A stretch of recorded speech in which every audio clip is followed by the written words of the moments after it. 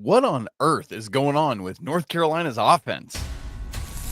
This is Tyler Hansbrough, and you're listening to Locked On Tar Heels. You are Locked On Tar Heels, your daily podcast on the UNC Tar Heels. Part of the Locked On Podcast Network, your team every day. What's up? Welcome into the Locked On Tar Heels podcast, the only daily North Carolina show out there. It's Wednesday, January 22nd, 2025. I'm your host, Isaac Shade, and you're joining me at the place to get your Carolina content every single day. It's all part of the Locked On Podcast Network. I want to thank you so much for making us your first listen or watch of the day. Special shout out to all the everydayers joining us, along with you Locked On Tar Heels insiders and our Locked On Tar Heels Discord family. Coming up on the show today, we're, as we often do, we've covered most things specifically from the game itself in the live postcast from last night. Go back and listen to or watch that if you missed it. We'll talk about the closing run from Wake Forest after Carolina took a late lead, amongst other things. But today we do have more stuff to talk about from the game. We'll have our Four Corners recap. We'll get to talk about, what's next for Carolina? Because, man, they're putting themselves squarely with backs up against the wall and all of that. Right now, North Carolina has had 4 straight losses at Wake Forest, falling in this one 66-67. Their record this season is now 12-8, 5-3 in ACC play. Interestingly, this morning, they did stay the same in the net. They're still 38th even after this loss, and they fall to 34 at KenPom. We'll talk about more with the net coming up in just a little bit. But where we got to start our conversation today, there's nowhere else other than North Carolina's offense. It is confounding to me, based on what we thought about this team at the beginning of the season, how it was like, look, the offense we're never going to have to worry about because it's going to be great game after game after game because, the offense is just too strong, too dynamic. The defense, though, and their lack of rim protection, that's what we're worried about. Well, as we sit here on January 22nd, that is no longer true. North Carolina's offense ranks 48th at KenPom, while the defense is 31st. In specific to this game, this loss at Wake Forest, there were 4 indicators that I'm looking at that are just head-scratching with the offense, either because shots aren't falling or because of forcing shots that aren't falling. So let's start with the three-point shooting, which has been like kind of the bugaboo that, I think, at least for me, I don't know about you all, I pretty firmly expected North Carolina to be a really good three-point shooting team this year. There's a couple things that have been problems. The 2 guys that we expected to be North Carolina's best three-point shooters are RJ Davis and Cade Tyson. RJ Davis not shooting 30% from 3. He's at 29.1% right now. Cade Tyson, 29.4%, and he can't get on the court really. So that's tough. Carolina as a team is shooting 32.1%. That's 276th nationally. And in this game specific, they were, every now and again, there will be a game where the shots fall. In this game, they simply were not falling. Carolina, from 3, goes 8 of 32. That's 25%.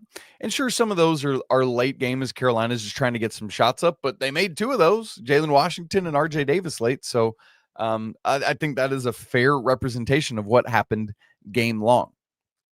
And what's really, truly confounding to me about this is North Carolina continued to force these shots up, to take these shots, even when it was clear it was a night when they weren't going down. That is compounded by the fact that when you look at what North Carolina did from 2 last night, they were highly, highly successful. North Carolina was 18 of 33 from 2-point range. That's 54.5%. And in just the second half alone, Carolina shot 62.5% from 2. You have that level of success. You're making over half your shots from 2. And in the second half, you're making basically a little more than 3 out of every 5 shots from 2. And yet continue to jack up and hoist up these threes. And I get it. Modern day basketball, the math has to math. But you know what? 2 points is more than 0 points. And that is the thing. So that is confounding about this game. That is indicator number 1 from this game to me, that there are issues with the offense. Coach Davis says he thinks these shots are going to fall and that they eventually will, and maybe so, but it's getting late pretty quick. Number 2, the free throw shooting. Coach Davis postgame pointed to this as a critical point of this game and Carolina's loss. The Tar Heels go just 6 of 10 from the free throw line, and literally every one of those attempts was in the first half of this basketball game. Now, I know some of that can be attributed to, and I talked about this on last night's show, and we're going to talk about it more with Coach Rob on Thursday's show. Some of this can be attributed to the discrepancy in how this game was adjudicated from the first to the second half. First half, where there were, what we totaled it up last night, if I remember correctly, 27 fouls called in the first half. In the second half, Wake Forest was whistled for just 4 fouls. And if I remember correctly, 2 of those were when they were trying to foul late to just run time off the clock because they weren't in the bonus yet, while North Carolina had 9 fouls, and multiple of those were late. So really, in the flow of the second half, you probably had 2 from Wake Forest and 6 from North Carolina. So some of this can be attributed, I think, to the way this game was refereed. However, in the second half, for the Tar Heels, they take 34 total shots. 18 of those were three-pointers, meaning 18 threes, 16 twos. And to combine that with what we just talked about Carolina, how successful they were from 2, in a game where you're infinitely more successful from 2 than 3, and you're not getting to the free throw line, it stands to reason that either you as a player or you as a coach would say, hey guys, we got to get to the line because that's where we're really good. We need the right guys getting to the line, but we need Ian to attack. We need RJ to attack. We need Elliot and Seth and everyone to attack and get to the rim so we can score there. So that's indicator number 2 of like, what happened with the offense in this thing? And then number 3, we get to the scoring droughts. In this game, North Carolina had 3 different scoring droughts of at least 3 minutes of game time, and a fourth that was 3 more than they had just 1 point. So 4 different scoring droughts of 1 or fewer points that were 3 minutes or longer. Coach Davis was asked about this after the game. I can't remember who it was. I think it was Jeremiah Holloway from Inside Carolina said, Coach Davis, what's up with these scoring droughts? What's up with the lulls was the word he used. And Coach Davis said, I don't think the offense was stagnant. And he said a couple other things. And he said, sometimes the shot goes in, sometimes they don't. And I hear what Coach Davis is saying there. It was saying, like, I thought we had good movement, and I thought we were getting to the things we wanted to accomplish, but sometimes the shots go in. And sometimes they don't. And I also disagree to a certain extent, because if the shots you're taking aren't going in, then you got to find different and better shots. Is just my opinion on that.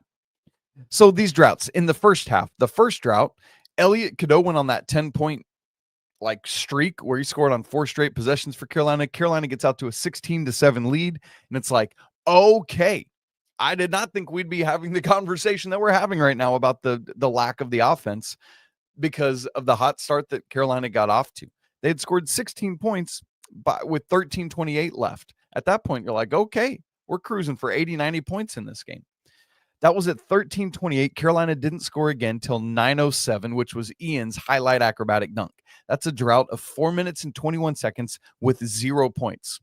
That's enough of a drought for the entire game. But there was another drought in the first half. Carolina scored at 4:16. There was an Ian layup. This is the one where they had 1 point in the midst of it. Elliot had a free throw at 3:24, and then the next points didn't come till RJ's layup with a minute to go. RJ had a little flurry right before halftime. So that's 1 point over the course of 3:16. So the first half had a drought of 4:21 and a 1 point drought of 3:16. You go to the second half, and this was where the doozy was. There was one early in the second half where Carolina didn't score from 19:48 to 16:15. That's 3 minutes, 33 seconds. But then came the big one. There was a Vin Allen Lubin dunk at 15:18. That was that moment where Elliot had back-to-back assists, great assists. I think one was to a streaking RJ on the other side of the floor, and then the Vin Allen Lubin. It's like, okay, we got something going here. That's me knocking on wood myself. Great stuff. That was at 15-18. The next point North Carolina scored was at 9:20 left in the game, a Drake Powell jumper. That's 5 minutes and 58 seconds that North Carolina did not score a single point. And some of that, again, is not getting to the free throw line. Some of that is relying on all these threes. You're getting into the lane more, getting to the rim, you're going to score more points. And I think that helps get rid of the droughts. Consequently, by all of this, offensive indicator number 4 that things aren't right. We talk often about points per possession. The number you're looking for, kind of the threshold, is 1 point per possession as your average. There have been just 4 games of the 20 games this season in which Carolina has had a point per possession under 1. Those were 0.988, 0.971, 0.959. And then last night's at Wake, which was the lowest points per possession all season long, and it was 0.904. By far the lowest PPP of the entire season. Remember there were 3 others under 1, but they were 959, 971, and 988. This was 904. The offense is broken right now, and there's something that's got to be fixed about it. There are some moments. This is what's so disappointing and frustrating to me. This team has the capability to be offensively really, really strong if they would get out and run more, if they would move the ball more. Elliot did a phenomenal job of that. There, he tried to split the screen action a couple too many times maybe on Tuesday night, but did a great 13 assists, a career high for him in this game. Wonderful. 10 of those came in the second half alone. That's crazy. But the offense in totality right now needs to be fixed. And I don't know how you do that 20 games into the season, because at some point you kind of are what you are. That's difficult. Hopefully it's a get right game Saturday against Boston College, but yeah, that is what it is. Well, while the offense didn't hold up its end of the bargain, once again, the defense, they sure did enough to win this basketball game. We'll talk about that and more coming up in our Four Corners recap. Right after I tell you about PrizePicks, which is the place to get real money sports action. With over 10 million members and billions in winnings, PrizePicks has changed the game in daily fantasy sports. So whether it's the playoffs or the regular season, PrizePicks has made it easier than ever to win big while enjoying all the football action. Well, now it's playoff time, and there's no better way to get in on that action than with PrizePicks. Here's how it works. You simply pick more or less on at least 2 players and the stat that you're given. And if your picks hit, you could win up to 1,000 times your cash. Yes, that's right, 1,000 times your money just by making a couple picks. How about the NFC Championship game coming up? Saquon Barkley's rush yards are set at 127.5.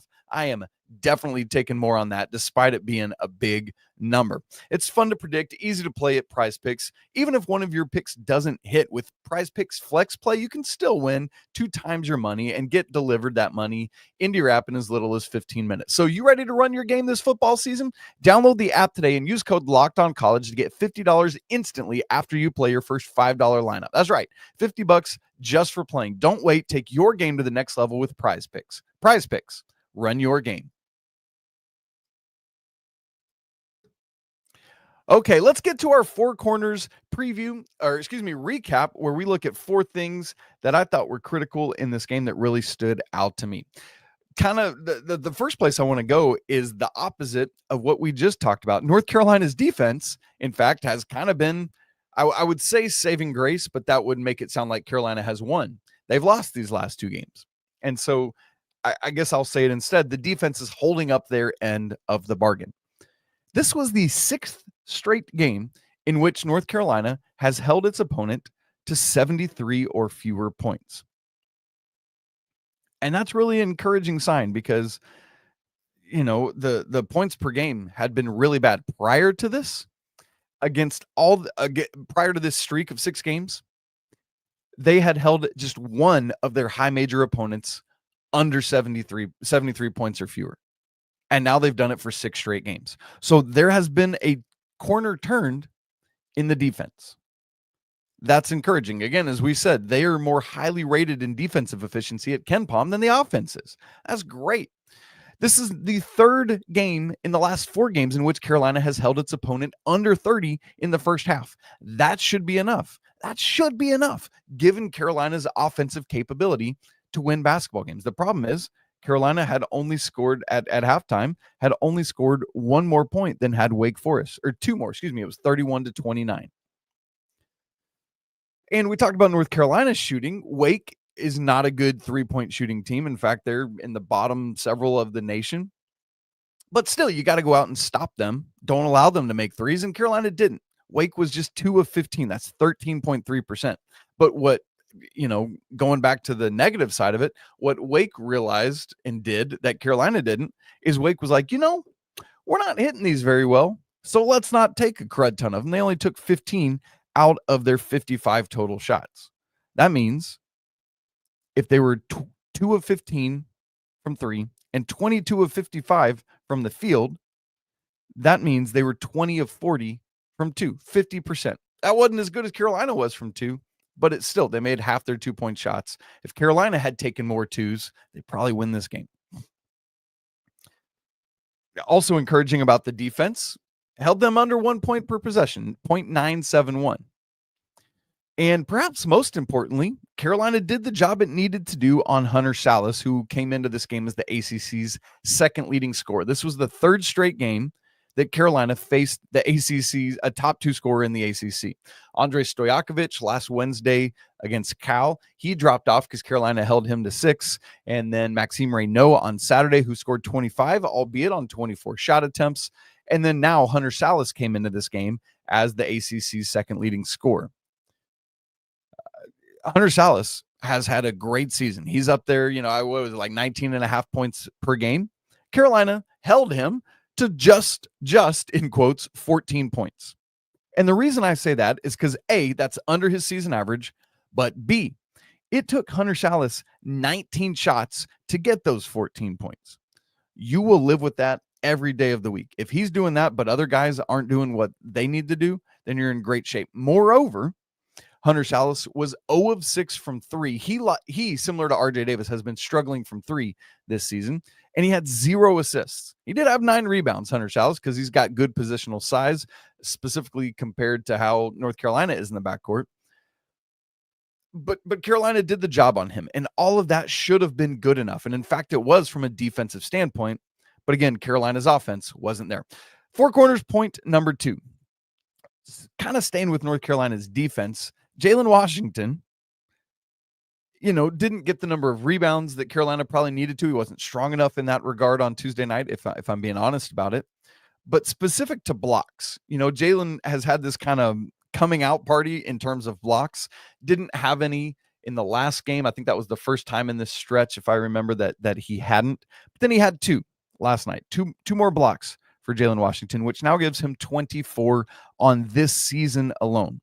And the reason I bring this up in our Four Corners recap is because prior to this season, he had 22 blocks in his career. He had 1 his freshman year and 21 last year, 22. So coming into this game, he had 22 blocks this year, and now he has 24 this season, more than he had in the rest of his career combined. Blocks, yes, he had a streak of 1, 2, 3, 4 straight games with at least 1 block, none against Stanford, but then registers 2 more last night. And so Jalen's starting to get some things figured out there, whether it's timing or space, whatever it is, he's starting to find his way in terms of blocks. Need him to do the same with grabbing rebound after rebound after rebound, similar to what he did against NC State, where he had 12. That version of Jalen Washington, the strong version, has to be there all the time. Number 3 in our Four Corners recap. It was a tough day overall, but some good individual numbers, some encouraging individual numbers for both Elliot, Cadeau, and RJ Davis, who both shot 50% from the field, and Elliot shot 50% from 3. Elliot was 5 of 10 from the field, 2 of 4 from 3, 2 of 3 from the free throw line. RJ, 8 of 16 from the field, 3 of 9 from 3, and 2 of 2 from the free throw line. Elliot, as we said, had those 13 assists and 5 rebounds as well. He was Carolina's second leading rebounder behind Van Allen Lubin's 7.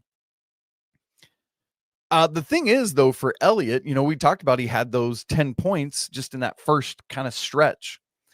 And then after that, just 4 more points the rest of the game. Would love to see, because why did that come? 3 of those, or I guess 3 of the buckets he had in those 4 possessions were because he was attacking the rim, got to the rim, and either got fouled or finished, or got fouled and finished, which was the case in the 4th one.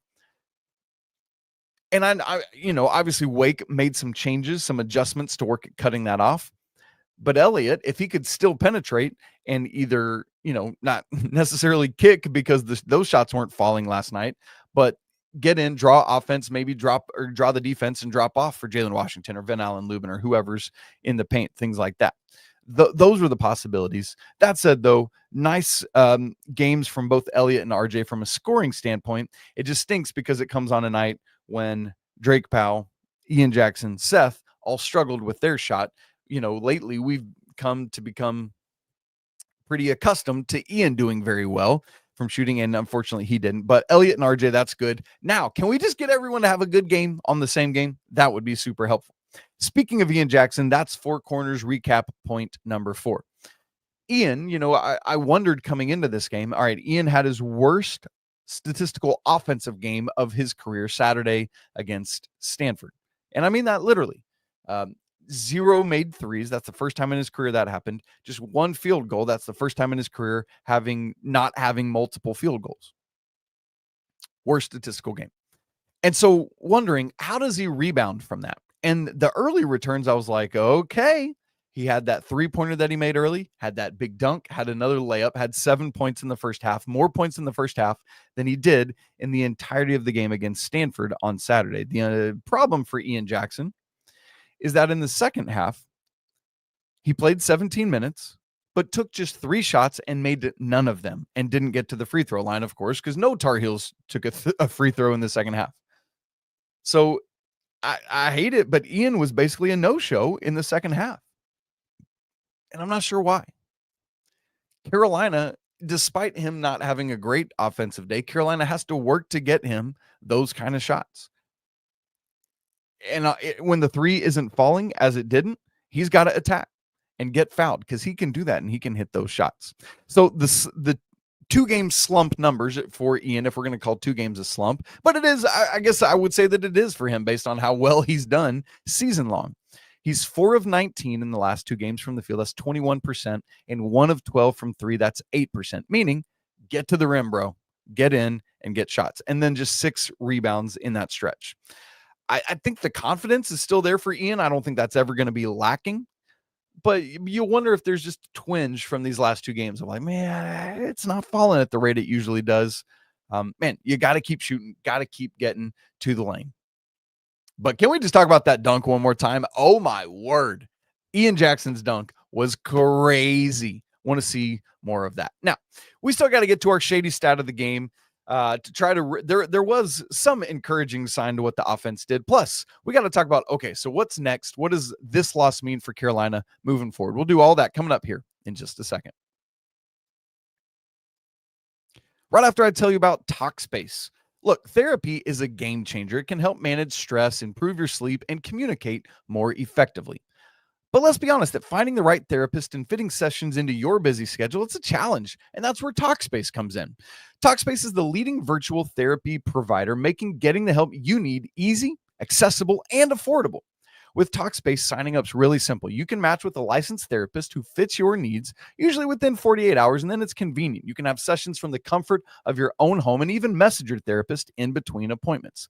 Plus, this is really great because I know for a lot of people, money and finances is the hindrance to getting therapy. Well, the good news is that Talkspace is covered by many insurance plans, and for most insured members, there's a $0 copay. That's great news, I would imagine. It's never been easier to prioritize your mental health. And good news, as a listener of Locked On Tar Heels, you'll get $80 off your first month with Talkspace when you go to Talkspace.com/LockedOnCollege and enter promo code SPACE80. To match with a licensed therapist today, go to Talkspace.com/LockedOnCollege and enter promo code SPACE80 to get $80 off your first month and show your support for the show. That's Talkspace.com/LockedOnCollege. Promo code SPACE80.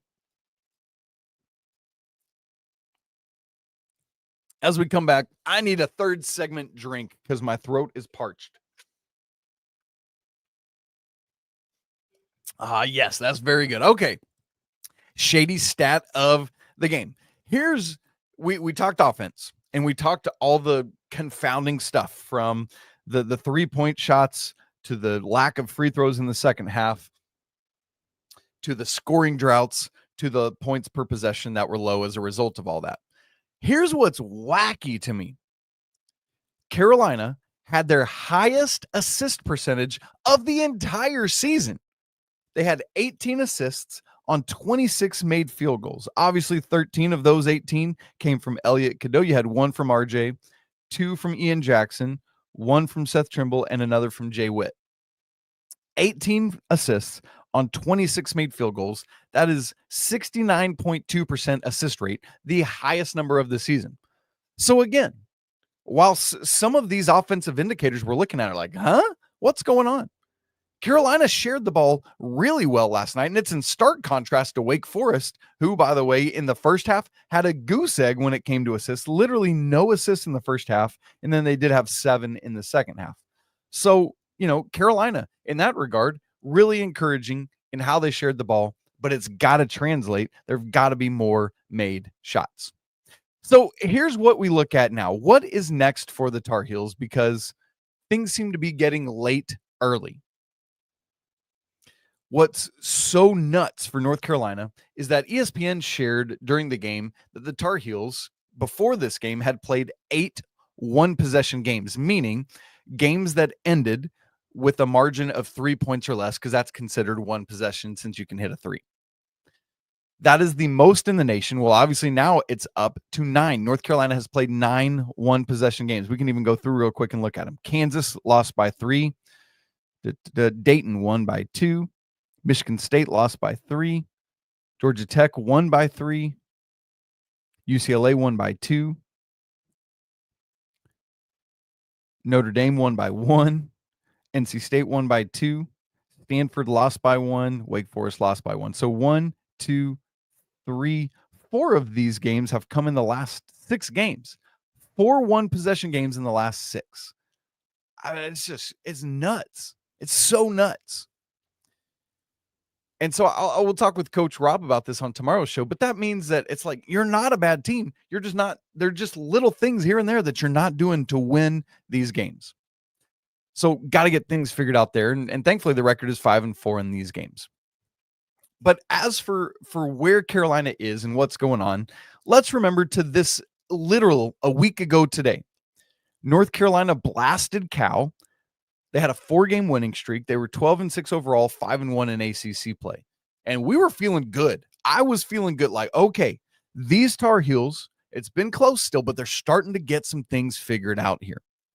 They're figuring out how to put away a team because they had done that in 2 of their last 3 games, SMU and then Cal.